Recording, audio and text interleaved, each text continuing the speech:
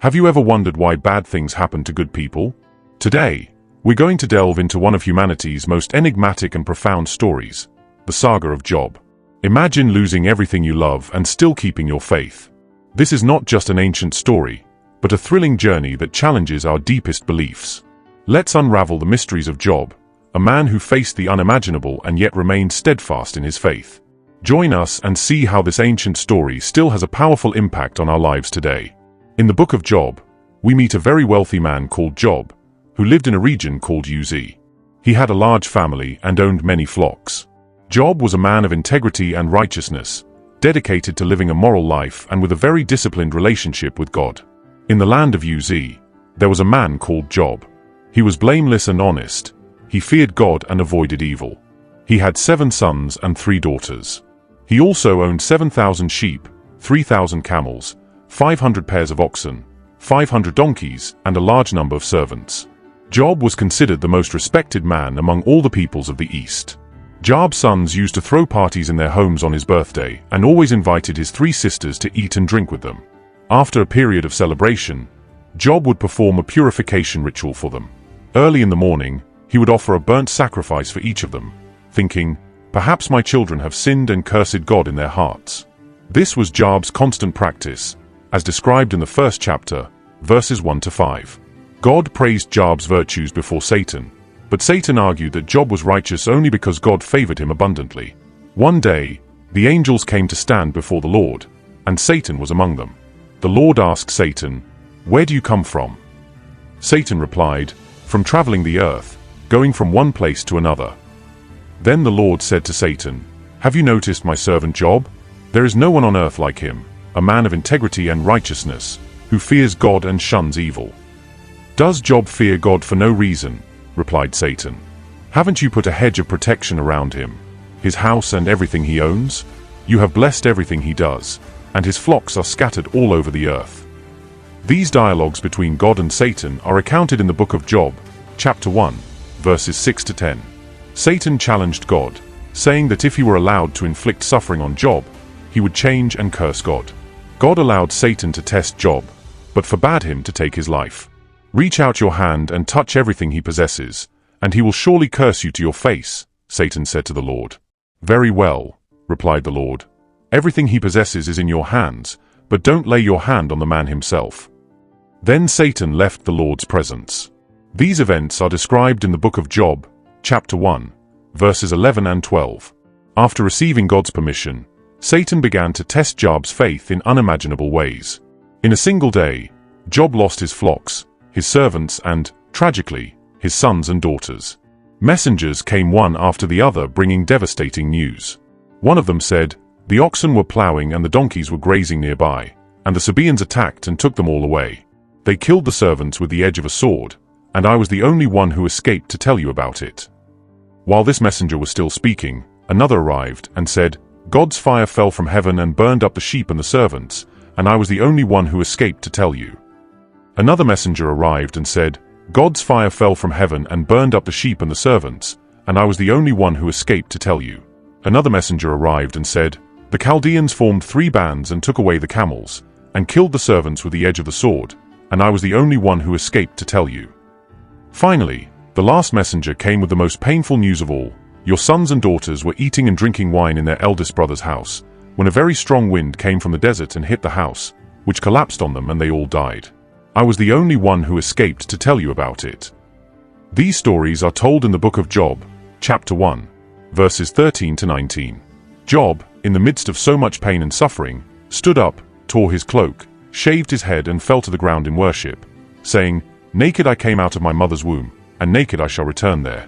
The Lord gave, the Lord has taken away. Blessed be the name of the Lord." In all this, Job neither sinned nor blamed God. This incredible display of faith and resilience is a powerful testimony to Job's integrity. Even after losing everything, he remained faithful to God. Job's story challenges us to reflect on our own faith and perseverance in times of adversity. It reminds us that even when we face the most difficult trials, we can find the strength to carry on and keep our faith, just as Job did. Satan appears in heaven once again, and God gives him another chance to test Job's faith. This time, Job is struck by terrible, painful and unbearable sores on his skin. Job's wife, seeing her husband suffering, tries to convince him to curse God and give up on life. However, Job resists and continues to try to endure his pain with patience and faith. Here, two plots are skillfully interwoven, one heavenly and the other earthly. What happens on earth is a direct result of events taking place in heaven, just as the war on earth is a reflection of a heavenly conflict, as described in the book of Revelation. Job's friends Eliphaz, Bildad, and Zophar arrive to console him. In a gesture of respect and solidarity, they sit silently by Job's side for 7 days, sharing in his grief. On the 7th day, Job finally breaks the silence and begins to speak, starting a dialogue with his friends. Each of the 4 men offers poetic descriptions of Job's problems. Job curses the day of his birth, comparing life and death with light and darkness. He wishes he had never been born, feeling that his existence only amplifies his agony. Eliphaz is the first to respond. He reminds Job that in the past he was the one who consoled others in their afflictions, but now, as he faces his own suffering, he realizes that he never truly understood the pain of others. Eliphaz concludes that Job's suffering must be the result of some sin and suggests that he seek God's favor to find relief. Bildad and Zophar agree with Eliphaz. They believe that Job must have committed some evil to deserve such divine punishment. Bildad goes so far as to say that Job's children have brought death upon themselves because of their sins. Zophar goes even further, insinuating that any mistake Job has made would justify an even greater punishment than the one he is suffering. Job responds to each of these comments with frustration and anger. He calls his friends useless doctors who try to mask their help with lies. In the book of Job, chapter 13, verses 1 to 4, Job says, "My eyes have seen all this, my ears have heard and understood. What you know, I also know, I am not inferior to you. But I want to speak to the Almighty and discuss my case with God. But you slander me with lies. You are all doctors who are worthless." Job wonders why God judges people based on their actions when he, being omnipotent, could easily correct or forgive those acts. He is perplexed as to how a human being can completely satisfy God's justice, considering that God's ways are mysterious and beyond human comprehension. Furthermore, Job recognizes that human beings cannot convince God with their words. God is not fooled, and Job admits that he doesn't even know himself well enough to plead his case before the Creator. This part of the story shows the depth of Job's suffering and his struggle to understand his place in God's plan. He is faced with a dilemma: keep his unshakable faith in God or give in to the pressure and hopelessness that his friends and his own pain bring. Job remains an example of perseverance and faith in the midst of adversity, and his story continues to resonate with those who face their own challenges and trials. Job longed for a mediator between him and God, someone who could defend him and prevent his condemnation to Sheol, the realm of the dead. He had faith that in heaven there was a witness or a redeemer who would confirm his innocence. In chapter 19, verse 25, he says, "I know that my Redeemer lives, and that he will rise at last on the earth." And in chapter 16, verse 19, he says, "At this moment my witness is in heaven, my advocate is on high." Job's suffering becomes unbearable, leading him to bitter anguish and constant fear. He rages against the injustice of seeing the wicked prospering while he and many other innocent people suffer. Job wants to confront God and argue against his fate, but he can't find God physically. He believes that wisdom is hidden from humanity, but he commits himself to seeking it, fearing God and avoiding evil. Eventually, God responds to Job's cries. During his lamentations, Job asked God 36 times to speak to him, and finally, God fulfills his request. God speaks to Job in the middle of a storm, using a tone that mixes seriousness and irony. God reminds Job that he is the creator of everything, questioning whether Job would be able to fulfill the divine deeds. He ends by asking if Job has the authority to pass judgment, showing that it is presumptuous to think that God should explain himself to him. This makes Job feel very small and insignificant. Job finally responds with humility, "I am unworthy. How can I answer you? I put my hand over my mouth. I have spoken once, but I have no answer. Twice, but I will say no more." The second time God speaks, he doesn't focus on himself as the creator, but on two of his creatures. God describes the hippopotamus, behemoth, and the crocodile, Leviathan, using these examples to emphasize the complexity and majesty of divine creation. Job is reminded that he cannot fully understand either the animal world or the moral and spiritual world. God essentially asks, "Why are you trying to argue with me?" Job recognizes that God is omniscient and that no divine plan can be thwarted. He realizes that his questioning was inadequate and repents deeply in ashes and dust. Although the encounter is humiliating, it resolves Job's central dilemma by reconnecting him with God. The dialogue culminates in a surprising and powerful way, offering a profound ending to the book. By intervening, God not only answers Job's questions, but also shows him the vastness of God's plan and limited human understanding. Through the storms and his wise and humorous words, God demonstrates that there is much more to the universe than Job could possibly understand. This rapprochement between Job and God is a moment of deep reconciliation and renewal of faith, showing that even in the most challenging situations, there is always the possibility of redemption and a deeper understanding. Job's story is a powerful testimony to the human struggle with suffering and the search for meaning and justice. It teaches us about the importance of humility, patience, and perseverance, reminding us that, despite the challenges, there is a greater wisdom at stake and a constant opportunity for spiritual growth. The Book of Job continues to offer valuable lessons on the nature of faith and divine understanding. In the epilogue, Job's narrative changes from poetry to prose. When Job accepts that he shouldn't blame God for his misfortunes, God restores his life, giving him children again, 7 sons and 3 daughters, property, camels, and flocks of sheep. Job becomes even richer and happier than before, being rehabilitated as a faithful servant of God.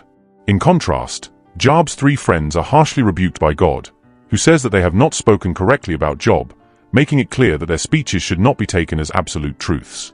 The interesting thing about God's 2 interactions with Job is that he never directly answers Job's questions or reveals his bet with Satan. Job didn't need to know what was going on in heaven, because God had his own reasons for allowing his suffering. It's important to emphasize the difference between the Jewish and Christian view of this book. The Jews of Old Testament times didn't have the vision of eternity that Christians do. For them, God's justice had to be manifested in this life, since both the good and the bad had the same fate after death, Sheol, a place of dark existence where the spirits of the dead rested. Christians, on the other hand, see present suffering in the light of Christ's work, believing that the heavenly life that awaits us surpasses any earthly pain. For this reason, the Book of Job contains only a few hints about life after death. At one point, Job declares that he will meet God after his death, but this is not a recurring theme in the book, and he doesn't know how this will happen. Job's story shows us that, even in the most difficult situations, it is possible to maintain faith and integrity. Job's restoration at the end illustrates the divine reward for perseverance and faith. God restores Job's health and fortune, and he lives a long and prosperous life, surrounded by his family. This final narrative reinforces the idea that, despite adversity, trust in God can lead to new prosperity and happiness. The harsh rebuke to Job's friends also serves as a reminder that, when dealing with the suffering of others, we must be careful with our words and judgments. God values Job's sincerity and humility, as opposed to the mistaken assumptions of his friends.